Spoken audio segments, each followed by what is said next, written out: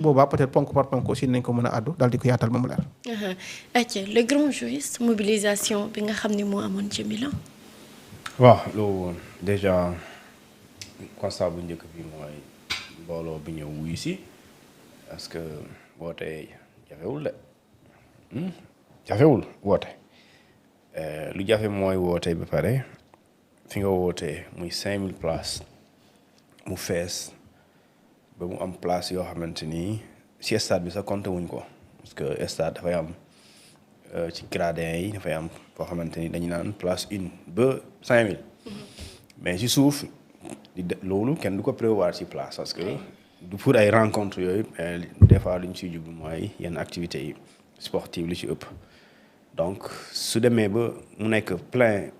benn cadre boo xam ne dafa dem plein à craquer comme ni ko tubaab bi di waxee plein à craquer fees dell ba ci biti yi nga xamante ni nombre boobu soo moytuwul sax day xaw a tolloog ñi ne ci biir ay gis ne donc ñii nga xamante ñoom ñoo wuyu si woote bi amoon na leen njëriñ parce que en tout cas kenn si ñoom ne tenu mu ñëw parce que mënu amul kenn ku ñu teg obligation nga ñëw donc soo ñëwee rek kon man dama jàpp ne li tax nga njëkk a ñëw balaa ñuy continuer mooy yaakaar moo leen fi indi yaakaar espoir yaakaar beneen bi mooy ak gëm-gëm conviction beneen bi mooy engagement mooy ñun lu ñu ànd ak yow depuis parce que homme politique li tax ni koy topp mooy discours bu muy tenir ce discours là dafay susciter espoir léegi pour nga mën a egg ci espoir boobu yow da nga ci am taxawaay te taxawaay boobu ñu amoon démb wane nañ ko d'autres ont pris des trains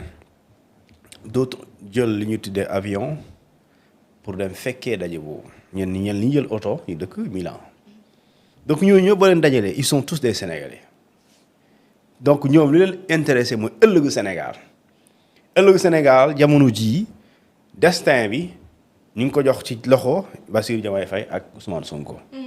donc ñoom mu neex nit yi mu naqari leen ñoom ñooy présider la destinée des Sénégalais donc ñooñu lu ñuy proposer Sénégalais pour ñu génn ci ndóol wala ci jafe-jafe dafa am solo nit ñi di ko dégg c'est-à-dire que démb Ousmane Sonko lu mu doon wax même boo nekk opposant da ngaa war a déglu même bu dee da nga koy déglu pour critiquer ko pour ne lu mu wax ni baaxul c'est important parce que c'est la République qui s'est déplacée mu neex la moom la mu naqari la moom la parce que c'est le premier ministre de la République du Sénégal léegi nag mbooloo boobu bëri na lool ci loolu waaye dafa am beneen lecture boo xamante ni en terme de xam nga Ousmane Sonko ñu ngi ko doon tuddee le président des réseaux sociaux loolu lañ ko doon tuddee le président des réseaux sociaux parce que sur Facebook sur Twitter man Twitter mooy sama réseau préféré ah tuddee ko léegi X xaw ma ak sur TikTok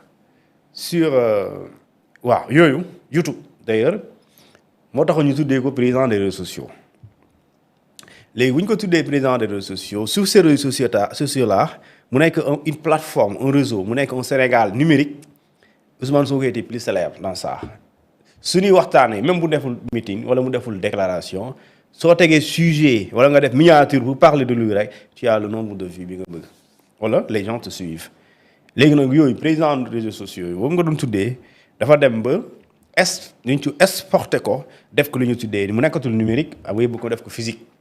léegi physique boobu noonu comme ni ma la ko waxee nga am politique moom sëñ bi soxna si lenn kese la mooy yaakaar boobu nag saa su ne rate aucune occasion pour dekkil ko wala pour dundal ko aucune occasion n'est de trop d'accord pour dekkal boobu yaakaar te loolu am solo la léegi nag suñ ñëwee wuy si la li ëpp njëriñ encore ci woote boobu ba ñu mën a dellu maintenant ils sont venus répondre à Ousmane Sonko et après lu mu ëpp solo ñëw nañ Milan bàyyi nañ suñu liggéey te ñooñu bàyyi seen liggéey soo moytuwulee bàyyi nañ ay euro pour journée yooyu wala ut nañu au préalable autorisation pour ñu dem liggéey si wala ñoom seen yëfu bopp la ñuy liggéey def nañ ko stand by wala ñu waroon noppalu d'accord ñu bàyyi noppalu bi pour ñëw wuyu si Ousmane Sonko léegi ñëw nañ wuyu si on nous a présenté un plan de redressement économique et li am solo foofu mooy l'apport la contribution de la diaspora sénégalaise ñu koy xayma ay milliers de milliards comment ces diaspora nan lay organiser wu pour mu gën a mën a contribuer au-delà soutien yi ñu def seen i famille yooyu au-delà loolu ñu mën ñu xool d'accord nan la ñuy mën a contribuer de manière organisée et formelle à la construction de ce développement de notre pays et loolu du am solo la moo tax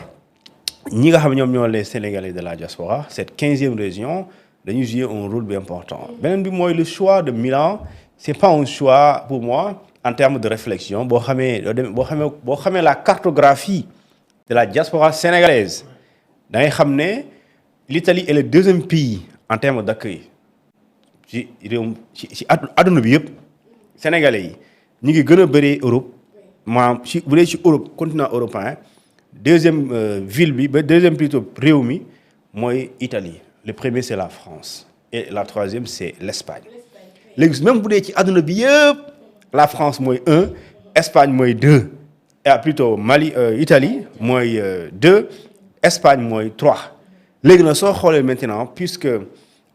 France bon pour des raisons politiques on peut esquiver l'organisation bañ ko organiser France mais pour ko yóbbee Paris plutôt Milan sachant que les réalités géographiques France ak Italie nit mën na ci jël train dem vite fait fekkee ko alors soo ko mënee yóbbu Milan dafay gën a yomb si yow parce que daf lay permettre c'est comme si tu es dans la capitale européenne et ça va faciliter aux Sénégalais d'accord qui sont en Espagne qui sont en Italie et gëm naa ne sax il y a des Sénégalais en Amérique qui sont venus léegi dans ce cas dafay faciliter seen ralliement vers li nga xamante ne moom mooy cette capitale italienne di Milano et loolu je pense que loolu am solo la donc woote na ñëw nañ léegi nag ginnaaw bi nga wootee ñëw nañ alors on a vu les couleurs n'est-ce pas du Sénégal wane na fi couleur Pastef et là j'aime bien hein, parce que bon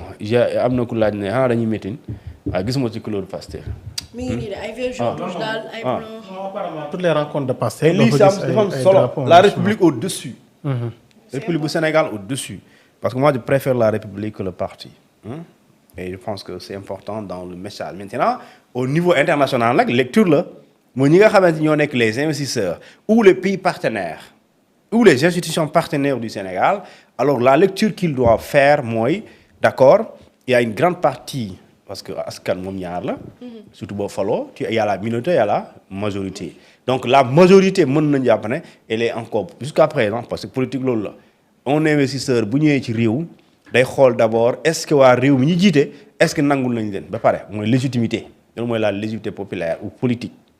et cette légitimité bu dee ça fait défaut investisseur mën na douter ci ñëw bi et maintenant quand on voit aujourd'hui tout le mouvement derrière li nga xamante moom moo am démb les investisseurs mën nañu am lecture comme quoi même s'il y a des risques d'investissement en tout cas les autorités actuelles politiques ñoom askan bi sooy xoolee lu xew ci biti réew nangu nañ leen léegi nag au-delà de présenter le plan de redressement économique et social alors li ñuy xaar ci diaspora bi ñoom tamit ñu gën ci nekk et état aussi lu mu leen dig mu taxaw leen surtout la banque diaspora sénégalaise boobu ñu taxaw si et surtout oto yooyu foofu moom waa diaspora bi yéen tamit ngeen baal ñu rek waaye buñ ko yokk dañ ko bàyyi fu mu nekk yokkal nañ leen ba pare dañ ko yokk baax na ñun bëgg nañ yéen ngeen dem seen business lool bëgg nañ leen lool waaye Guy Marius Sagna def ne mu dafa jël kàddu benn bindkat bu mag mu ne je préfère la vérité à la place de l'amitié mais je préfère la vérité à la place de la fraternité waaye Sénégal aussi on préfère la vérité à la place des intérêts personnels waaw et loolu bu ñu yokkee âge u oto yi d'accord loolu baax la waaye mu leen ñaan tamit yokkaat ko suñ ko yokkaatee certes Sénégal fii li ñu war a gis naa ñu ne lu tax ñuy tere oto 10 ans alors que oto 70 ans dafi daw effectivement oto 70 ans waru fi daw dañ ko war a tere 7 places yi moo ñu mag wala Ndiaga Ndiaye moo ñu mag loolu gis ñu bind ci RT xaw ma RTYE loolu